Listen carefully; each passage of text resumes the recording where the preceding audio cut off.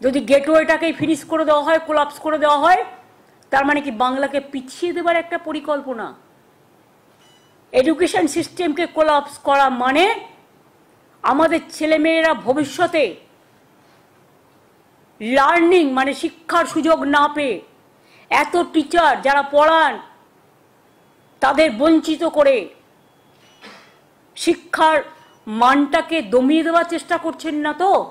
26,000 ছেলে মেয়ের চাকরি চলে গেল নির্লিপ্ত রাজ্যের মাননীয় মুখ্যমন্ত্রী।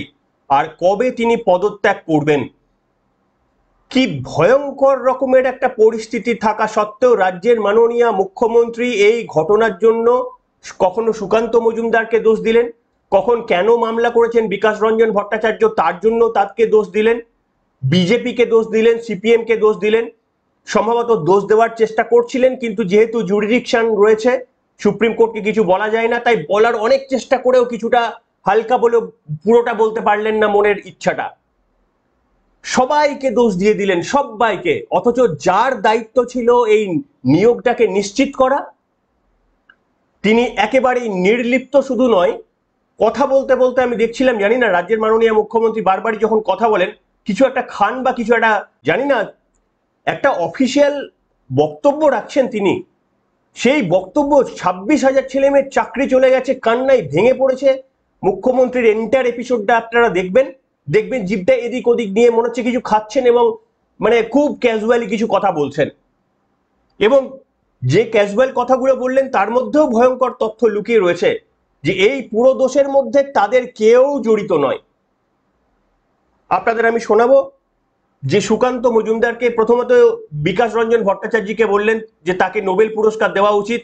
জানি তার উপর খুব রাগ হচ্ছে, কেন তাদের এই প্রশাসনের এইভাবে চুরি দুর্নীতিটাকে সাধারণ মানুষের সামনে বিকাশ রঞ্জন বাবুরা এনে দিলেন। মমতা বন্দ্যোপাধ্যায়ের খুবই রাগ হওয়া স্বাভাবিক। সুকান্ত মজুমদারের উদ্দেশ্যে তিনি বললেন যে সুকান্ত মজুমদার কেন্দ্রীয় মন্ত্রী, তিনি ফেসবুকে এসে বার্তা দিচ্ছেন যে অযোগ্যদের জন্য যোগ্যদের চাকরি চলে গেল, তার জন্য মমতা বন্দ্যোপাধ্যায় দায়ী। এর উত্তরে মমতা বন্দ্যোপাধ্যায় বলছেন, আপনি নিজে যোগ্য তো? ভাবুন একবার, একটা বাস্তব কথা যে মুখ্যমন্ত্রী শুধুমাত্র অযোগ্য এবং যোগ্যদের যদি সত্যি শর্টলিস্ট করে ফেলতে পারতেন বা পারাতেন এসএসসিকে দিয়ে, তাহলে আজকে এই মানুষগুলোর চোখে জল পড়তো না। সেই মুখ্যমন্ত্রী পুরো ঘটনাটার জন্য বিকাশ রঞ্জন ভট্টাচার্য আর বিজেপি নেতাদের দোষ দিয়ে তিনি নিজের দায় সেরে ফেললেন। শুনুন তার বক্তব্যটা, কিন্তু কাকে বলবো? আপনারা কি জানতেন না যে এই ধরনের ঘটনা ঘটছে? আজকে প্রথম জানলেন? লোকসভা নির্বাচনের আগে কি আপনারা জানতেন না এই দুর্নীতি হয়েছে? তারপরেও তো মমতা বন্দ্যোপাধ্যায়ের ভোট তো আরো অনেক বেড়ে গেছে। আমার মনে হয় এই ঘটনার পর আপনারা আরো বেশি করে বিধানসভার নির্বাচনে গিয়ে মমতা বন্দ্যোপাধ্যায়কে সমস্ত সিটে জয়যুক্ত করবেন। 294টার মধ্যে 294টাই নিশ্চিত করবেন মমতা বন্দ্যোপাধ্যায় যেন পায়। তার বক্তব্যটা শুনুন। ভাবছি একটা রেকমেন্ডেশন করব। এতগুলো মানুষের চাকরি যাওয়ার পরে বিজেপির মন্ত্রী সুকান্তবাবু বলছেন, sorry I should not mention his name, I have seen the media, ফেসবুকে তার উক্তি আমি দেখেছি, যে এর জন্য অযোগ্যদের জন্য যোগ্যদের চাকরি গেছে, এর জন্য আমি নাকি দায়ী। তো আপনারা প্রথমে যখন কেস করলেন একবার ভাবলেন না কারা যোগ্য আর কারা অযোগ্য? সেটা তো গভর্নমেন্টকে ভাবতেও দিলেন না। আপনারা নিজে যোগ্য তো? সবসময় বাংলাকে কেন টার্গেট করা হবে? কি দোষ করেছে বাংলার ছেলেমেয়েরা? কি দেশ করেছে বাংলার স্টুডেন্ট ইউথরা? আমার তো এখনো 1 লক্ষ চাকরি ভ্যাকেন্সি আছে স্কুলে, কলেজে। শুধু এই কেসটার জন্য আমরা করতে পারছিলাম না?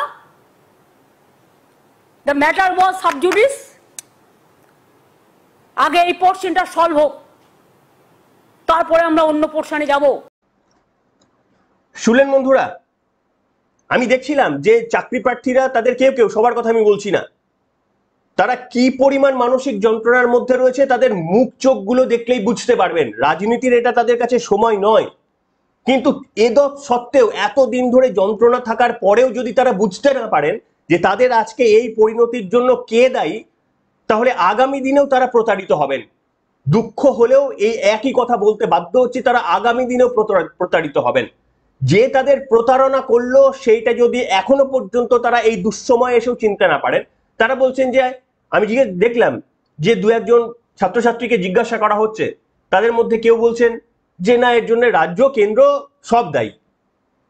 আমি অবাক হয়ে যাই যে সম্পূর্ণ রাজ্যের দায়িত্বে একটা মানে সিলেকশন প্রক্রিয়া, সেটার মধ্যে এসএসসি, মমতা বন্দ্যোপাধ্যায় বললেন এসএসসি তিনি এমনিতেই কিন্তু আগে থেকে সব গা ছাড়া দিয়ে দিচ্ছেন যে এসএসসির সঙ্গে আমাদের কোনো সম্পর্ক নেই, এসএসসি একটা আলাদা, যে এসএসসি ইন্ডিপেন্ডেন্ট বডি, আমাদের সঙ্গে কোনো সম্পর্ক নেই, অর্থাৎ গা ছাড়া দিয়ে দিচ্ছেন।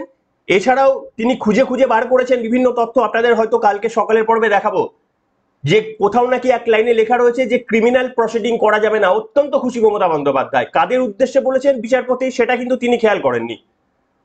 আমার মনে হয় বিচারপতি বলেছেন এই যারা প্রতারিত হলেন, যাদের চাকরি চলে যাচ্ছে, তাদের বিরুদ্ধে যেন ক্রিমিনাল প্রসিডিং না হয়।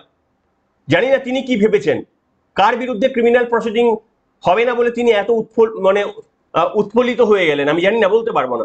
আপনারা জানেন কি ঘটনা ঘটেছে, আমি ছোট করে আপনাদের সামনে আমি বলতে চলেছি, বলবো এবার।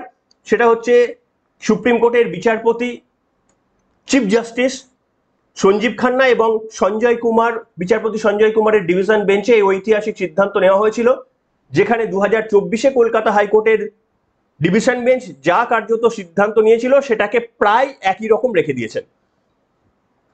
25,725 জনের চাকরি চলে গেল। 2016 সালে নিয়োগের বিজ্ঞপ্তি বেরিয়েছিল, সেই 2016 সালের নিয়োগের বিজ্ঞপ্তির পর ফেব্রুয়ারি মাসে বিজ্ঞপ্তি বেরিয়েছিল, তারপর 2019 সালে তাদের নিয়োগ হয়েছিল। এতদিন লেগেছিল তাদের নিয়োগ হতে, তার কারণ বুঝতেই পারছেন কেন এতদিন লেগেছিল। কিভাবে এই পার্থ চট্টোপাধ্যায়রা এজেন্টের মাধ্যমে এই গরিব মানুষদের টাকা চুরি করে, যোগ্যদের বঞ্চিত করে, মানে ডবল ট্রিপল অপরাধ, একটা ঘটনায় ডবল ট্রিপল। এক তো যোগ্যদের চাকরি থেকে বঞ্চিত করলেন, দ্বিতীয়ত গরিব মানুষ যারা অযোগ্য তাদের কাছ থেকে টাকা লুট করে তাদেরকে চাকরি দিলেন। অর্থাৎ একটা অপরাধের কত মানে সংসারকে ভাসিয়ে দিলেন। আর আজকে দাঁড়িয়ে কি নির্লিপ্ত ভাবে বলছেন এর জন্য বিজেপি এবং সিপিএম দায়ী, যারা ক্ষমতার মধ্যে নেই। কেন্দ্র সরকারকে দুষছে, শুধুমাত্র সুপ্রিম কোর্টকে, মানে আগলটা প্রায় ভেঙে যাচ্ছিল, বললেন না, জানি না আগামী দিনেও বলে দিতে পারেন। এরপরে হচ্ছে দেখুন আপনারা, 2019-এ নিয়োগ হয়েছিল, 2021 সালে অভিজিৎ গঙ্গোপাধ্যায়, আপনারা জানেন বিজেপির এই মুহূর্তে এমপি, তাকে তো বিচ্ছিরি ভাষায় কথা বলছিলেন, ডাঙ্গুলি ফাঙ্গুলি বলছিলেন। মুখ্যমন্ত্রীর কাছ থেকে এর থেকে আর ভালো আমরা এক্সপেক্ট করলেও তো তিনি এই ধরনের কথা বলবেন না। একজন এমপি কে তিনি বলছেন, ওনার নামটা মনে পড়ছে না, গাঙ্গুলি না ডাঙ্গুলি। এখন এই পজিশনেও তিনি এই ধরনের মানে রাগ প্রকাশ করছেন নাকি মজা করছেন, সত্যি বোঝা যাচ্ছে না। যাই হোক, সেই বিচারপতি অভিজিৎ গঙ্গোপাধ্যায় কিন্তু কি পার্সন হেয়ার, তিনি কিন্তু অ্যাকচুয়ালি বেড়ালের গলায় ঘন্টাটা বেঁধে দিয়েছিলেন। তার কারণ 2021 সালে যখন নিয়োগ দুর্নীতির এই যে 19 সালে যে নিয়োগটা হয়েছিল, তার যে নিয়োগের দুর্নীতিগুলোর বিভিন্ন মামলা আসছিল, বিচারপতি গঙ্গোপাধ্যায় আপনারা জানেন সেই সময় একের পর এক মানে তুলোধনা করছিলেন বসে এই প্রশাসনের, এবং 10টা সিবিআই এর রেকমেন্ডেশন করেছিলেন তিনি। সেগুলো কিছুটা ডিভিশন বেঞ্চে খারিজ হয়ে যায়, আর কয়েকটি আবার সেগুলোকে চ্যালেঞ্জ করে সুপ্রিম কোর্টে চলে গিয়েছিল সরকার। এবং তখন বিচারপতি চন্দ্রচূড় ছিলেন, ভেবেছিলেন যে সবকিছু ম্যানেজ হয়ে যাবে, হয়তো আমি জানি না। আজকে বিচারপতি সঞ্জীব খান্নার ওপর এতটা, মুখ্যমন্ত্রী নিজেই বলছেন যে দুই বিচারপতির দুই রায় কি করে হয়, তার কারণ আগের বিচারপতি চিফ জাস্টিস তিনি এটাকে স্টে করেছিলেন, এই বিচারপতি রায় দিয়ে দিলেন। তো যাই হোক, এই যে অভিজিৎ গঙ্গোপাধ্যায় অসাধারণ কাজ করে গিয়েছিলেন বিচারপতি হিসাবে, এবং তিনি এই 10টির মধ্যে কয়েকটি যেগুলো সিবিআই স্টে পড়েনি আমাদের হাইকোর্টে, সেগুলো সুপ্রিম কোর্টে চ্যালেঞ্জ করে আমাদের রাজ্য সরকার গিয়েছিল। তখন কিন্তু সুপ্রিম কোর্ট পরিষ্কারভাবে বলে দিয়েছিল যে না, এইটা হচ্ছে কলকাতা হাইকোর্টকেই ফিরিয়ে দিয়েছিলেন। প্রধান বিচারপতিকে বলেছিলেন আপনারা একটা বেঞ্চ গঠন করুন, এই মামলাগুলো আপনারাই শুনুন। তারপরে 2023 সালে সুপ্রিম কোর্টের এই অনিরুদ্ধ বসু এবং বেলা এম ত্রিবেদী, এনারা বলেছিলেন যে আপনারা কলকাতা হাইকোর্টের প্রধান বিচারপতির কাছে ফিরে যান, উনি একটা বেঞ্চ গঠন করে দেবেন, এই সমস্ত নিয়োগ দুর্নীতির মামলা তারাই শুনবেন। এবং তারপরে সেই ঐতিহাসিক রায় দেওয়া হয় 2024 সালে। বিচারপতি দেবাংশু বসাক এবং মোহাম্মদ সাব্বার রাশিদি ঐতিহাসিক রায় দিলেন যে অনেক সুযোগ দিলেন, অনেক সময় দিলেন যে আপনারা আমাদের দিন, কারা যোগ্য কারা অযোগ্য, বারবার ডাকলেন এসএসসিকে, রাজ্য সরকারের প্রতিনিধিকে বারবার ডাকলেন, সময় দিলেন। মুখ্যমন্ত্রী বলছেন যে আত্মরক্ষার জন্য সময় দেননি। বাংলার মানুষ জানি না যে আর কতটা মমতা বন্দ্যোপাধ্যায়ের প্রতি আপনারা আনুগত্য দেখাবেন আর কিসের লোভে। এই ঘটনার পরেও এখনো মমতা বন্দ্যোপাধ্যায়কে বিশ্বাস করতে পারবেন, অথচ সুপ্রিম কোর্টকে বিশ্বাস করতে পারবেন না। সেই জন্যই আমি বললাম এরপরে আপনারা নিশ্চিত করুন যে 2026-এ তৃণমূল কংগ্রেস যেন 294 এর মধ্যে 294টাই আসনই পায়। মমতা বন্দ্যোপাধ্যায়ের পদত্যাগ তো ছেড়ে দিন, এই ঘটনাটা আরো বেশি তৃণমূল কংগ্রেসের ইনফ্লুয়েন্স করে আর এমন এমন কথা বলবেন আর আপনারা এত বেশি অনুপ্রাণিত হয়ে যাবেন যে যারা ভোট দিতেও আগের বার বেরোননি, এবারে ভোট দিতে এসে তৃণমূল কংগ্রেসকে হয়তো ভোট দিয়ে দেবেন। এটাই আমাদের ভাগ্যে লেখা রয়েছে, আমাদের আগামী প্রজন্মের ভাগ্যে লেখা রয়েছে। এবং এই যে কলকাতা হাইকোর্টে যখন ফিরিয়ে দিলেন সুপ্রিম কোর্ট থেকে, তখন বিচারপতি দেবাংশু বসাক এবং মোহাম্মদ সাব্বার রশিদির অসাধারণ সেই রায়ের পর যখন সেটাকে ক্যান্সেল, মানে পুরো প্যানেলটাকে ক্যান্সেল করে দিলেন তারা, তখন আবার মমতা বন্দ্যোপাধ্যায়ের প্রশাসন পছন্দ হলো না, চলে গেলেন সুপ্রিম কোর্টে। সুপ্রিম কোর্টে দীর্ঘ টালবাহানার পর, দীর্ঘ শুনানির পর, 400 প্রায় উকিল আইনজীবী তাদের উপস্থিতির পর তারপরে এই ঐতিহাসিক সিদ্ধান্ত নেওয়া হলো। অত্যন্ত দুঃখের সঙ্গে বিচারপতিরা এই সিদ্ধান্ত নিতে বাধ্য হয়েছেন। বারবার অ্যাপিল করেছিলেন যে আপনারা দিন কিছু, আপনারা প্রমাণটা দিন কারা যোগ্য কারা অযোগ্য, যাতে যোগ্যদের চাকরি না যায়। আজকে যোগ্য ছেলেমেয়েরা যদি এটা বুঝতে না পারেন যে এই প্রশাসন যদি সঠিক তথ্যটা দিয়ে দিত তাহলে তাদের চাকরি আজকে যেত না, এই মিনিমাম তথ্যটা যারা শিক্ষক হয়ে আমাদের সমাজের শিক্ষক, সম্মানীয় শিক্ষক যারা ছিলেন, তারা যদি এইটুকু বুঝতে না পারেন তাহলে আগামী দিনেও ভুল ফাঁদে তারা আবারও পা দেবেন, আবারও কান্নাকাটি করার জন্য তাদের প্রস্তুত থাকতে হবে। কেন না, মমতা বন্দ্যোপাধ্যায় নির্দেশে বলা আছে 3 মাসের মধ্যে নিয়োগ প্রক্রিয়া শুরু করতে হবে।